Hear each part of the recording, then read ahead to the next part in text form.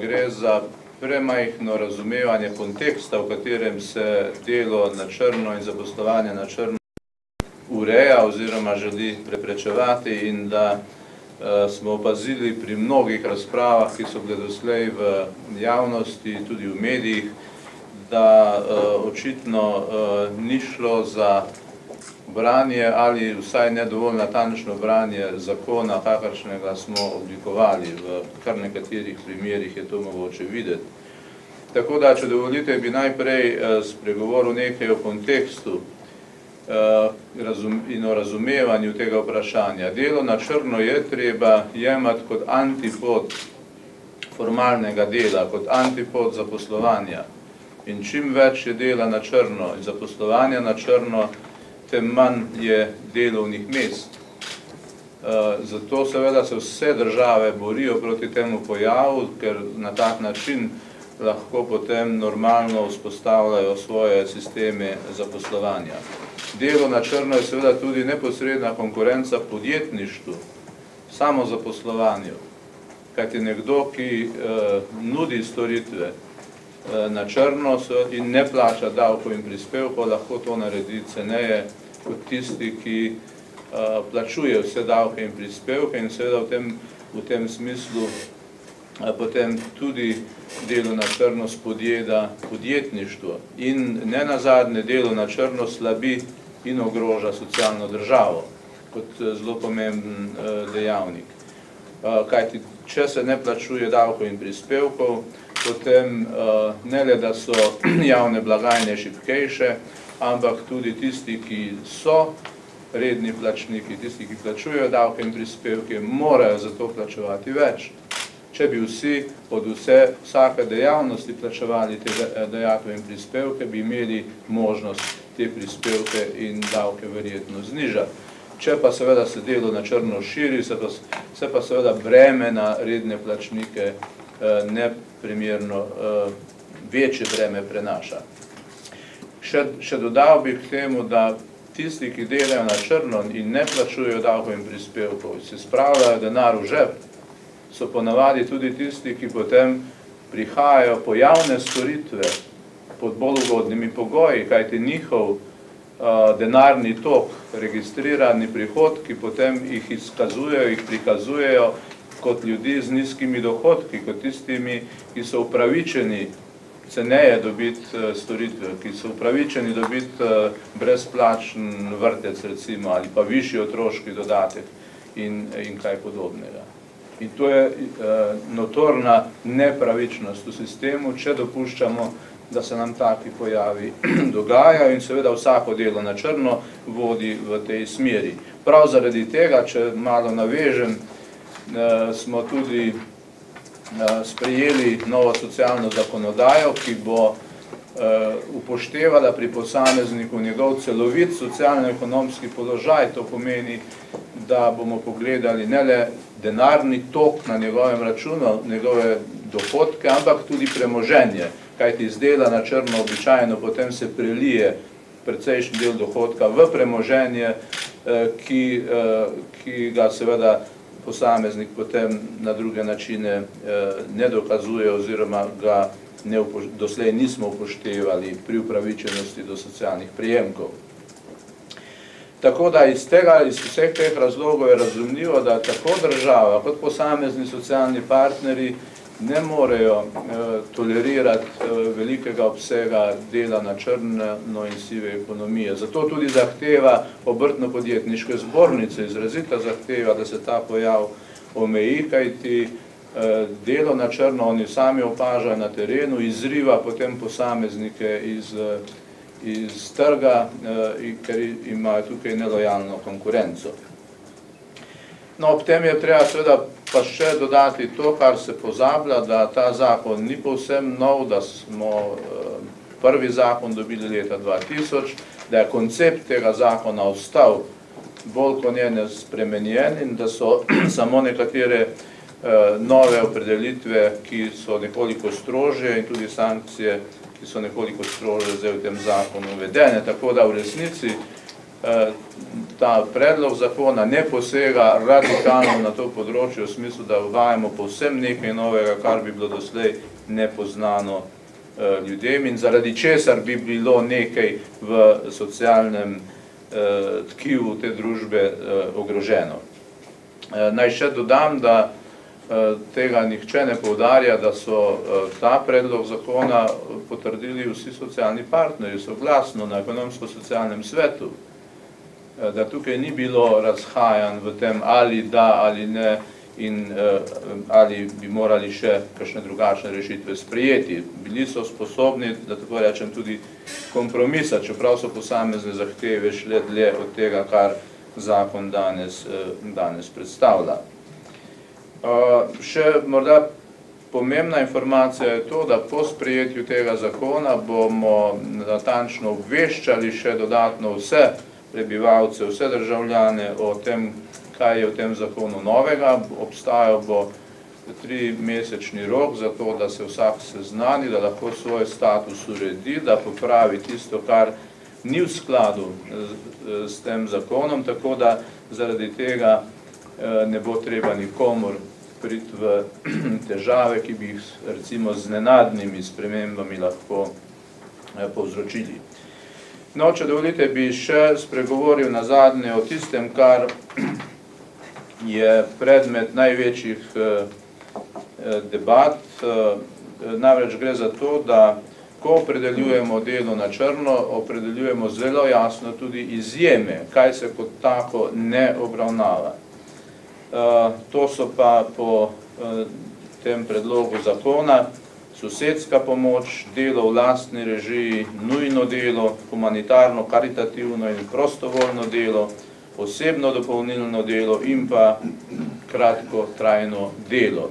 In vse to so tisti instituti, ki te oblike dela, dejavnosti izvzemajo iz sankcioniranja, zaradi tega ravno, da ne bi posegli v to, kar imenujemo tradicija življenja in dela v tej družbi. Če gremo po vrsti najprej k sosedski pomoči, ki je bila deležna največjega obsega diskusij doslej, bi kar prebral člen, ker se mi zdi, da je dobro ga natančno navesti.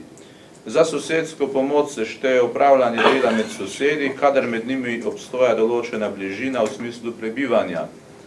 Če med njimi ni sklenjene pogodbe in je delo opravljeno brez plačila ali druge materialne koristi, ter če ga ne opravi pravna oseba ali samozaposlena oseba, ki opravlja dejavnost, ki je neposredno vezana na opravljeno delo, kakor tudi druge oblike sosedske pomoči, določene v zakonu.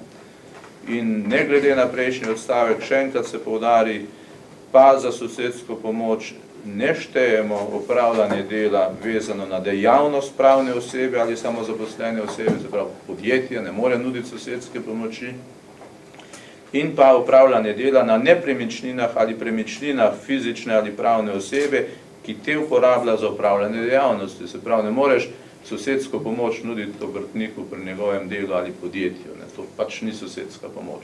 Medtem ko vse druge oblike pomoči tukaj so zajete takrat, kadar gre res za pomoč, kadar ne gre za neka pogodbena razmerja, in iz katerih bi potem posameznik vlekel neke materialne koristi. Tako da ta pomoč je bila že doslej podobno opredeljena.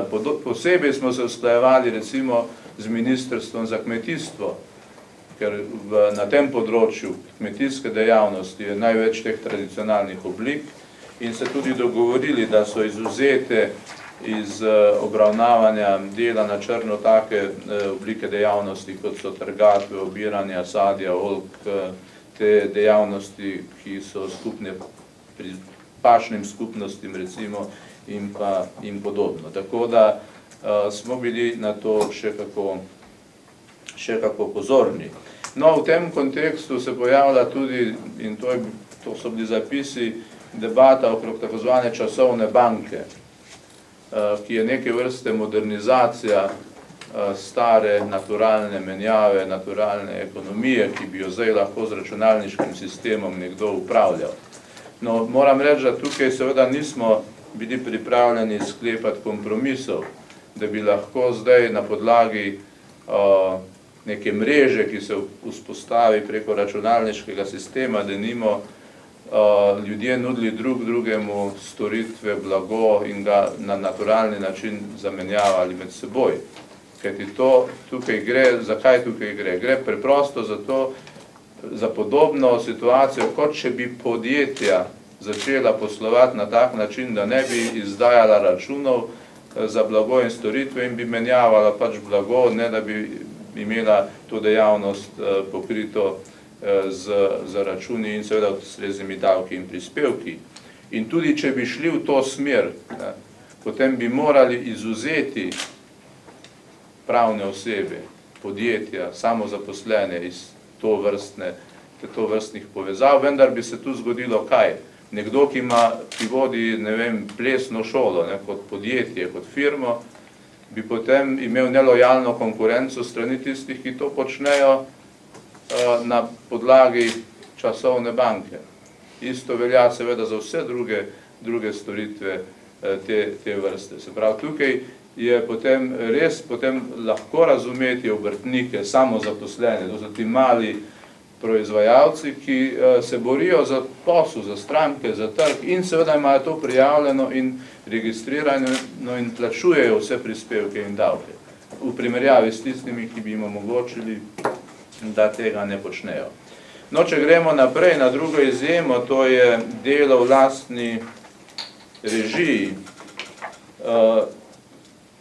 Člen pravi, da za opravljanje del v lastni režiji se šteje opravljanje vseh del na nepremičninah v osebni lasti ali v najemu tudi, v užitku, v služnosti, rabe ali stanovanja, razen če s posebnim zakonom ni drugače določeno, in na premičninah v osebni lasti, užitku ali služnosti ter rabe opravljanja storitev, kadar jih opravlja lastnik sam ali jih opravlja njegov zakonec ali oseba, s katero živi zunaj zakonske skupnosti, ali partner v registrirani istospolni skupnosti, ali osebe, s katerimi je v sorodstvu ravni ali stranski vrsti do drugega kolena.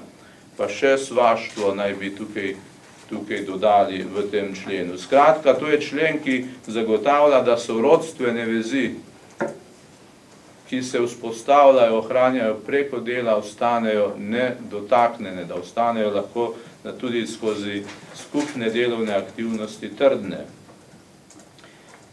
Če smo imeli poprej v primeru sosedske pomoči vezi, ki so teritorialno pogojene, gre za skupno bivanje. Potem 14. člen opredeljuje nujno delo. Za opravljanje nujnih del za preprečitev nesreč ali odstranitev posledic naravnih in drugih nesreč se štejejo vsa dela, ki so namenjena preprečevanju naravnih nesreč ali odstranjevanju posledic naravnih in drugih nesreč. Primeri, ko so bili navedeni, hiša zgori ali jo podre zemeljski plaz ali kaj podobnega. Tukaj ni nobenega problema, da ne bi mogla vaška skupnost ali neka druga skupnost stopiti skupaj in seveda tako pomoč nuditi. Sploh pa, če so to, tako kot je pri nas pogostokrat primer, prostovoljne organizacije, recimo gasilska društva, ki običajno potem organizirajo take oblike pomoči. Skratka, tukaj gre za možnost, da se ta širša družbena solidarnost z ljudmi v stiski izrazi na tak način, ne da bi stopili preko meja, ki jih ta zakon postavlja. Potem je poseben 15. člen, ki govori o humanitarni, karitativni in prostovoljski dejavnosti, za katero se šteje brezplačno upravljanje dela za organizacije, ki pridobijo status humanitarne ali karitativne organizacije. Pa ne samo direktno za organizacijo kot tako, ki ima neke aktivnosti, nekaj zbira, ima neko administracijo, ampak tudi za delo teh organizacij med ljudmi na terenu. Ko gre za to, da Rdeči križ ali Karitas nudita neko pomoč, recimo ostarelim ali drugim pomoči potrebnim. Vsa ta dejavnost, ki je pod okriljem teh organizacij, je seveda izvzeta iz tega opredeljevanja dela na črno. In to je seveda urejeno v posebnem zakonu o prostovoljstvu, ki je zdaj v državnem zboru v obravnavi. In tukaj gre se ponovno za to širšo solidarnost, ki jo lahko na tak način ljudje preko organizacij tudi izrazijo. No in tu imamo še potem osebno dopolnilno delo, ki ga opredeljuje zakon. Tukaj ne bi tega člena posebej bral, gre pa seveda za to, da je treba to delo prijaviti, o njem poročati, dobiti potrdilo, da smo ga prijavili in ga lahko opravljamo za tiste dejavnosti, ki so kot take določene, do zaslužka 6000 evrov na leto. Tukaj gre za te, recimo, hobije, ki jih ljudje imajo, s katerim ne samo, da nekaj zaslužijo, ampak tudi s temi hobiji pravzaprav izrazijo lahko sebe na drugačen način ali pa se mogoče usposobijo skozi to, da bodo enkrat lahko tudi morda to dejavnost kot formalno dejavnost začeli izvajati. In to je bilo možno tako že doslej, kot bo tudi poslej po tem zakonu. Skratka, gre za čisto osebno potrebo, recimo, ki imajo številni posamezniki in jo lahko na tak način izrazijo. No in še kratkotrajno delo, kjer gremo nasproti mikrodružbam, ki imajo zaposlenega 1 do 10 ljudi, pa tudi seveda hkrati tem sorodstvenim vezem, ker gre za to, da kratkotrajno delo lahko opravlja pri nekem zasebniku posameznik, družinski član, ki se vključi v njegovo dejavnost za omejen obseg 40 ur na mesec. Seveda je tudi to treba prijaviti, registrirati, tako da, ko pride inšpektor, imamo to pokrito z ustreznimi dovoljenji. Tako da, če greste zares natančno pogledati, kaj ta zakon prinaša, še enkrat lahko rečemo, da ne želimo posegati v tisto, kar predstavlja te temeljne vezi med ljudmi, bodi se, da so teritorialno, bodi se, da so sorodstveno pogojene, bodi se, da gre za potrebe, ki so povezane z nekimi izjemnimi situacijami posameznikov, v kateri stopajo in ki se na nje odzivajo ponavadi te prostovoljske organizacije, ki delujejo potem na terenu. Tako da nas včasih pri teh razpravah kar čudi, kako hitro zapeljemo v smeri, jaz bi rekel, netočnega poročanja, tudi včasih o posameznih oblikah dela. Je pa res, da življenje je pestro, zelo različne situacije se pojavljajo in zaradi tega najbrž tudi ta vprašanja so normalna in da jih moramo kot normalna obravnavati in seveda tudi pojasnjevati.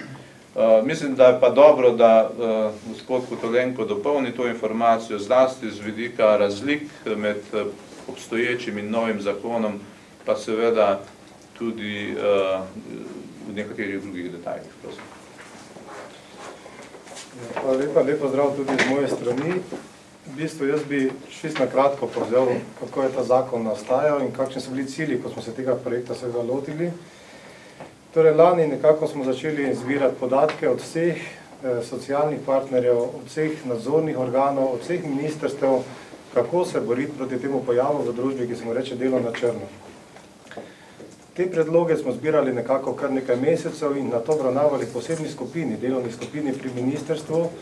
In cilj je bil seveda, da damo organom nadzora v roke boljši materialni predpis, ki omogoča boljši nadzor in da ne posegamo v tisto, kar je v tej družbi dobro.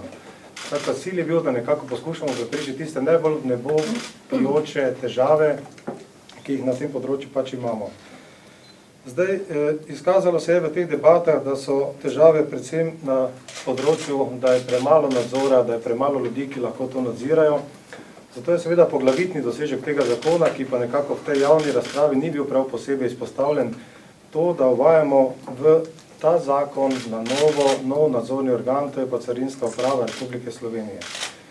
To je poglavitni dosežek tega zakona, kajti Carinska uprava ima zelo velika pooblastila, ima 170 zaposlenih ljudi in lahko zelo učinkovito dopolnila nadzor, ki so ga do sedaj opravljali ostali organi na tem področju. Če se pa povrnem seveda na ostala področja, ki so, bom rekel, bila deležna debate v tej javni razpravi. Sosedska pomoč praktično je od leta 2000 v zakonu zapisana v zelo podobni obliki, kot je seveda tudi sedaj. To bi rad posebej podaril, kajti nismo posegali v tisto, kar je dobro v tej družbi, in če je člen tako zapisan od leta 2000, pa nismo preprečili dobene trgatve, dobenega obiranja oljk, če se tako izrazim, potem je jasno, da je nekaj tudi prisotne zelo zdrave in logične presoje pri samem ugotavljanju kršitev na terenu. Skratka, v sosedski pomoči smo želeli preprečiti samo tisto, kar je bilo resnično v nebo vpijoče, to pa je to, da če nekdo upravlja pridobitno dejavnost, za to dejavnost izstavlja račune, da tega ne more početi zastonj tudi sosedu ne. To je bistvo spremembe sosedske pomoči, popolnoma logična rešitev, popolnoma primerljiva s tem, kar imajo zunaj. Za občane same pa seveda to ne prinaša dobenih sprememb. Če govorimo o občanih, ki si pomagajo med seboj v obliki sosedske pomoči, je za njih situacija ista. Zato je tudi nas nekoliko ta odziv javnosti presenetil. Imeli smo javno razpravo, kjer smo dobili zelo malo pripomb tudi na ta člen. Recimo Slovenska filantropija je izrazila skrb, da bo nekako preprečeno prostovoljstvo in ta sosedska pomoč. Odgovorili smo jim in povedali, da seveda temu ni tako. Ponovno podarjam, da ta člen nikako ne spreminja dosedanje prakse na tem področju, ampak posega samo v tiste, ki upravljajo to dejavnost pridobitno. Ostale zadeve, ki so tukaj pomembne, so seveda v zvezi z tem, da se zelo povečujejo kazni pri nadzoru, kajti dosedanji sistem je bil nekako pomanjkljiv na tem področju, imajo določene kazni v razponu, se taj določamo fiksno za posamezne kršitve. In to je v bistvu največja sprememba pri samem izvajanju tega zakona, za katerega mislimo, da se tudi dosedaj v okviru tega, kar je imel zapisano, da se je nadzor izvajal kar dobro. To, kar bi rad še posebej poudaril, da gre pri tem zakonu mnogokrat tudi za širitev, in če vzamem samo primer lastne režije, dela v lastni režiji. Tukaj smo seveda razširili možnost tega dela tudi na tiste nepremičnine, ki jih ima nekdo v najemu, česar prej ni bilo v užitku ali v služnosti. Tega v zakonu prej ni bilo. Razširili smo možnost te pomoči tudi na sorodnike v stranski vrsti, ne samo v ravni vrsti. In tukaj smo skratka povečali možnost te lastne režije, kar mislimo, da je pozitiven dosežek tega zakona. Posebej pa bi se seveda tudi na tisto odzval, kar se tiče prostovoljnega dela. Tudi vsa ministrstva so sodelovala pri tem zakonu, bila pozvana, in mi smo sodelovali z Ministrstvom za javno upravo, ki je pač pripravljalec zakona o prostovoljstvu, in lahko vam zagotovim, da je ta zakon v celoti usklajen z tem zakonom. Nikakor ne posega na področje prostovoljstva, prav nasprotno dopušča, da se te zgodbe uredijo tudi v tistem zakonu in se tam določijo zelo natančno tiste izjeme, ki seveda niso delo na črno. Torej tudi tukaj nekako nismo posegali v tisto, kar je v tej družbi dobro.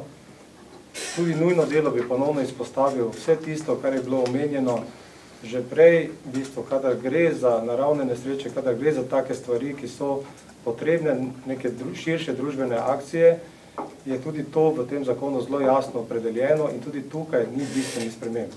Torej, če zdaj spremembe povzamem, nov nadzorni organ in višje kazni in bolj učinkovit nadzor so glavne spremembe tega zakona. Nikakor nismo posegali medsosedsko pomoč, preprečili smo tisto, kar je pri medsosedski pomoči bilo možno seveda izigravati, to je pa delo preko pridobitne dejavnosti. Če je nekdo krovec, če se izrazim povsem neposredno, vam seveda tudi kot sosedo ne more prekrivati strehe zastonj. Popolnoma jasno je, da tukaj seveda ne gre za sosedsko pomoč, in če nekdo živi od opravljanja svoje dejavnosti, je popolnoma jasno, da je ne bo opravljal zastonj.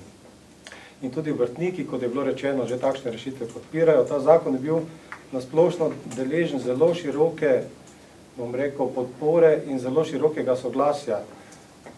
In zato seveda so tudi ti odzivi nekoliko presenetili nas sami, ki smo ta zakon pripravljali.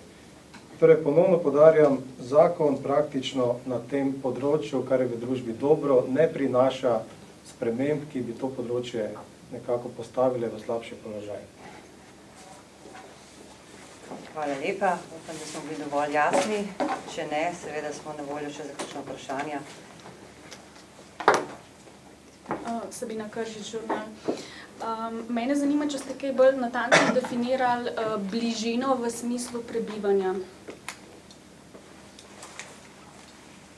Ja, smo že o tem veliko govorili, ne.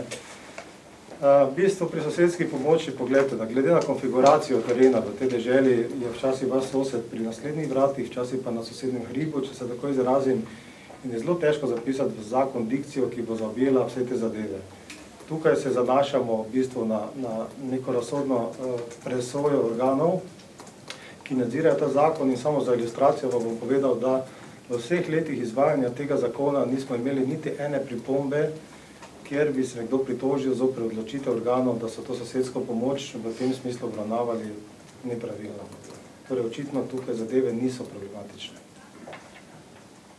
No, mogoče še to, da ne v eni vaški skupnosti je verjetno je sosedstvo tako rekoč dosti širše pojmovano kot v nekem stanovanjskem bloku, in da in tukaj imamo dovolj manevrskega prostora, zlasti nadzorni organi, za razumno obravnavo teh vprašanj, za razliko denimo od nekaterih držav, kot sta Nemčija in Avstrija, kjer se striktno upošteva